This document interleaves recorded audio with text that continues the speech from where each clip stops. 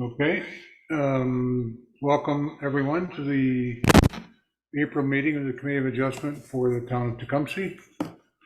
In terms of roll call, I see we have a full house tonight. Everyone's here, welcome. Is there any disclosure of pecuniary interest? And seeing none. Minutes of the March 28th meeting were pre-circulated. The motion on the minutes. Tom Marintet and Tony Muscaderi. Any addition, deletion, correction? Tom? Yes, Chair.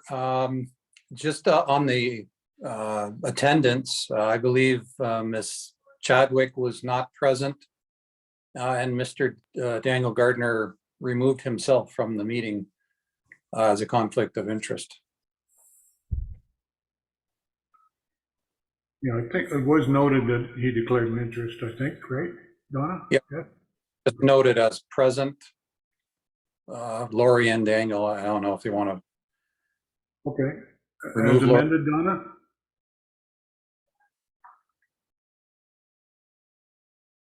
Sorry, I can amend that. Okay. Any other addition, deletion, correction? All in favor? Carried. Okay, thank you very much. We have only one application this evening. Welcome Vincent Franciscuti and Dave. I think the owner's there, no? Mr. Chair, am I the only one hearing? No, I was hearing it as well. It was like a Static. static. Thank you.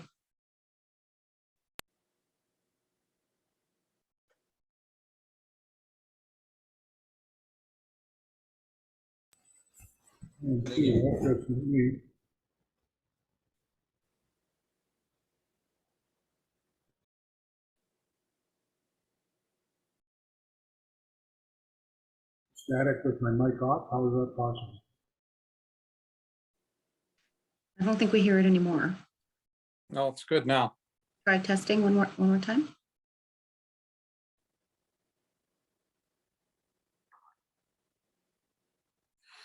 You're on mute.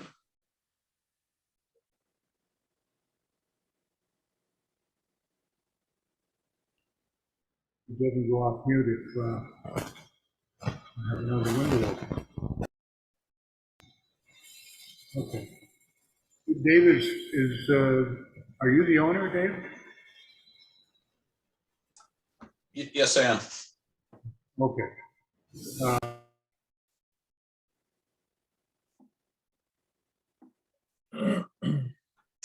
Do I have to mute? So Donna, can we read the application? Application for minor variance, Bear Development Inc., 5395, 5405 Outer Drive. The purpose of the application is to request relief from subsection 14.1.9C of zoning bylaw 85-18, which establishes a minimum side yard width of 6 meters, 19.68 feet. The proposed relief will facilitate the construction of a second industrial building on the property that will have a southern side yard width of 3 meters, 9.8 feet, as depicted on the attached plan. The property is designated business park in the Tecumseh official plan and zoned industrial M1 in zoning bylaw 85-18. The following correspondence was received. Engineering. No concerns with the issuance of a minor variance conditional on the owner being required to submit site service drawings and a detailed stormwater management report addressing quantity and quality to the satisfaction of the town engineer. A previous stormwater management report was completed and approved by the town for the subject property in 2017. However, it did not account for the current proposed level of development, and there are still features, the stormwater quality unit, that have yet to be installed. The town of Tecumseh has recently completed a stormwater master plan for the Old Castle Hamlet, which includes the subject property. The stormwater master plan includes a holistic city review of the current storm sewer systems and drains in the area with consideration of both current and future development. It is anticipated that the work completed may assist with the stormwater management assessment for this property. No comments from building, no comments from the fire department. IRCA's comments are as follows. A permit is not required from IRCA for the issues related to Section 28 of the Conservation Authorities Act, development, interface in wetlands, and alterations to shorelines and watercourse regulation under the Conservation Authorities Act, Ontario Regulation 15806. However, the applicant must obtain a development review clearance. Further, with a review of the background information and aerial photograph, IRCA advises that a stormwater management plan be completed to the satisfaction of IRCA and the town of Tecumseh at site plan control. The applicant must obtain a development review clearance. The Ministry of Transportation, MTO does not object to the minor variance to facilitate a second industrial building. However, the subject property is located within the MTO's permit control area, and as such, MTO permits are required prior to any construction work taking place. An MTO building and land use permit is required as a condition of MTO permits. The following shall be provided. The proponent shall submit a site plan, grading and drainage plan, and site surfacing plan for MTO review and approval. MTO requires all building structures and features integral to the site to be located a minimum of 14 meters from the highway property limit, inclusive of landscaping features, fire lanes, parking, and stormwater management facilities. As a condition of MTO permits, to ensure that stormwater runoff from the property does not adversely affect our highway drainage system or highway corridor, MTO may require the owner to submit a stormwater management report along with the above noted graded drainage plans for the proposed development for our review and approval. MTO will provide additional comments, requirements upon review of the grading drainage plans. For comprehensive set of MTO drainage related documents requirements, please refer to the government link provided for the applicant's benefit. Any and all signage visible from Highway 401, including temporary development signs, must be identified in the plans, must conform to MTO policies and guidelines, and will require a valid MTO sign permit before installation. Lastly, any encroachments and works identified within the Highway 401 permits limits are subject to MTO conditions, approval, and permits prior to construction. All provincial highway property encroachments are strictly regulated and must meet all conditions set out by the MTO.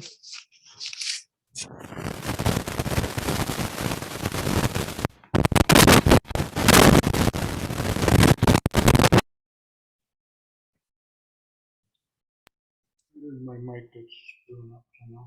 Anyway, thank you, Donna. At this point, I don't know which of you would like to speak to this, but at this point, I usually ask the proponent if there's anything you want to add. I think what Donna read out was pretty complete, but if there's anything you want to add.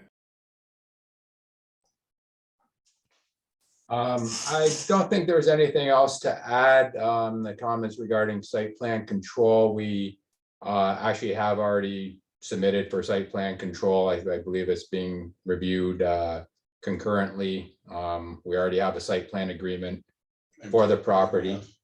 We have the MTO permit. And we have the MTO permit.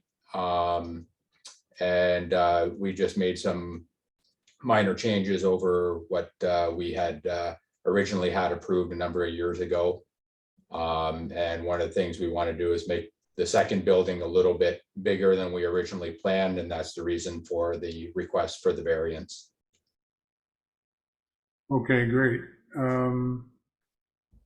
Does any of the committee members have any questions? We have nobody else from the public here. Committee members? Lori? Thank you, Mr. Chair, either to the applicant or to administration. What is the adjacent use or the adjacent zoning alongside the property line where the setback is being proposed, or the variance to the setback rather?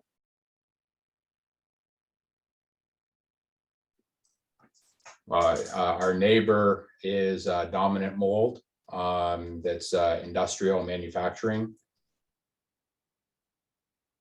And through you, Mr. Chair, the zoning for that property is industrial M1. Okay, thank you for that. Further to that, Mr. Chair, I didn't see any comments from fire. Just confirming if there, was it no comments or no objection? In other words, is the proposed setback going to pose an issue for fire access in any way? Do we hear anything from fire on that? Chad? Through you, Mr. Chair, we circulate it to each department, and if the fire or building department have any concerns, they'll submit comments, but if they don't, they will not submit them. They are part of the site plan review process that we're going through right now, and we're anticipating having that to council May 10th. And they'll be able to provide more detailed, refined comments through that process, but they don't have a concern with the proposed setback. Thank you, Mr. Chair. Okay, Tony? Through you, Mr. Chair, either a question for the applicant or administration. The applicant stated that the second building was just being made bigger. Was the second building on the original site plan that was submitted to the town? Yes, back in, I believe it was 2012 when we got our original site plan approval. The plan was for 2 buildings on this property, one on each side of the parking lot that's in the middle. They were both the same width of 48 feet with the corresponding to the setback required in the bylaw. We've built the first building, and now we're just talking about going ahead with the second one. And it was always our thought, or not always our thought, but recently our thought to maybe make it a little bit wider, just to just for possible tenant requests. So we would like to have that ability to be a little bit wider. There's With one of the the second complaints on this building. Yeah, it was one of the things when we were renting out or leasing out space in the first building, that some potential tenants were asking, well, it'd be nice if it was a little bit wider. So. Thank you. Okay, anybody else? Have a question, Tom?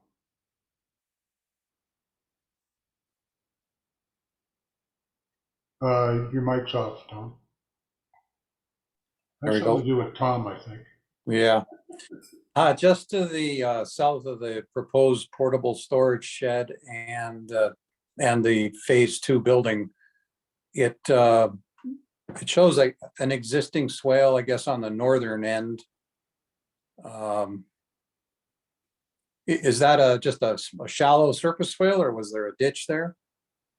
And I guess my question is that just a shallow swale to the detention pond up front? And my question really has to do with if there is a need for maintenance, how does the applicant propose to carry that work out?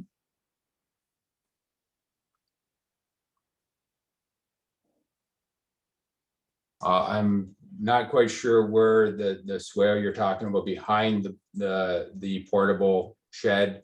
The way the drainage is planned is that gravel area mostly around the shed is draining, will be graded so it drains towards the parking lot and into the existing catch basins.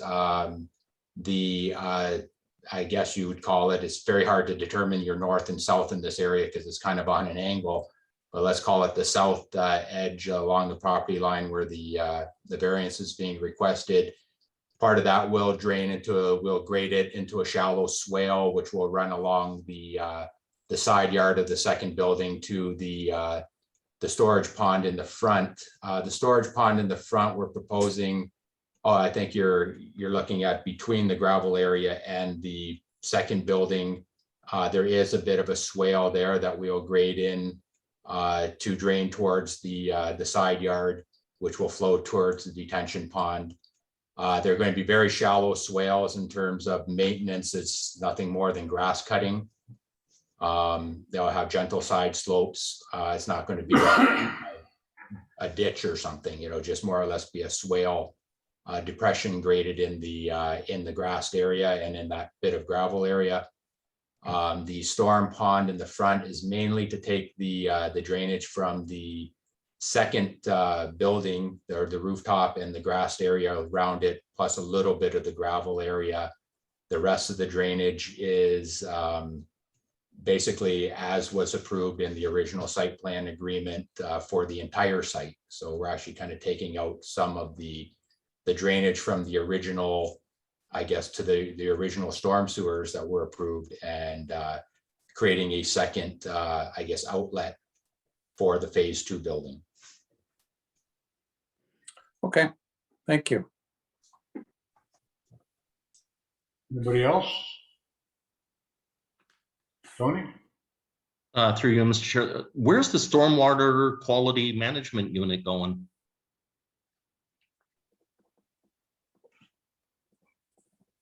Who are you asking? I guess it'd be for the proponent. Yeah, well, right now we're hoping, what we're planning is that the storm quality can be provided towards or through the detention facility, basically the pond area, with just that will provide initial settlement for your water quality storm. The pond itself will have a sub drain underneath with filter cloth over it and clear stone trench, so the sediments can settle out through in that pond area. We're hoping to do that. We're proposing that in lieu of a stormwater quality unit, which can be quite costly. Tony? Oh, thank you. Anybody else? Seeing nobody else, I guess, can we have a motion then?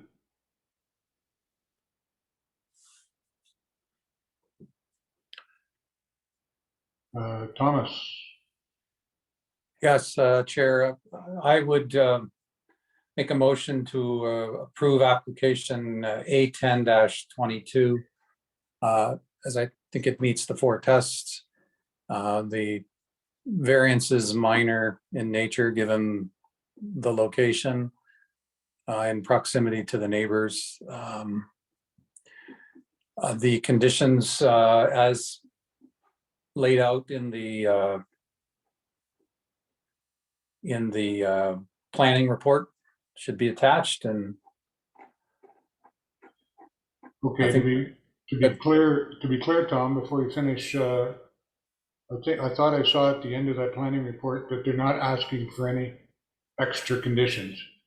All the things that are noted were just notices to the proponent of things they'd have to do under site plan and permits that they would have to get. So I think it's without conditions, with the standard conditions.